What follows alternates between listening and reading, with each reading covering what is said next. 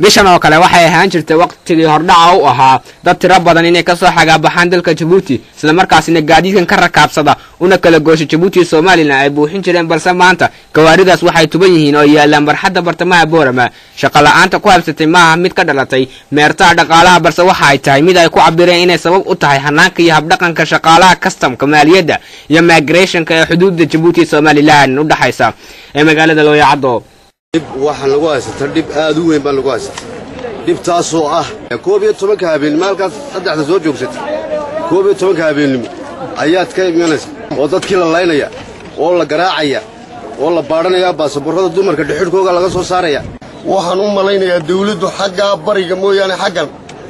indhaheeguba ma qabtaan 200 jeer hadaad u sheegto waa shicibka dawladdu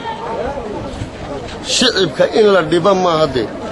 dib baan nagu haysataan leeyahay meesha Looyacado lacagtaasi waxa ka qaadad maxaa la yiraahdaa aashacado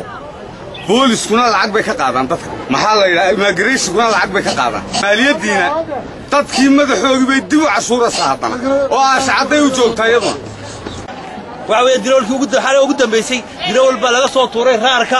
koomuna ku jira wali waqtigaas Looyacado yaala macal gaariga dadkii sidoo kale waxay baaq u direen madaxda jamhuuriyadda Soomaaliland waxayna carabka ku dhufteen fariin xukuumadda u diirayaa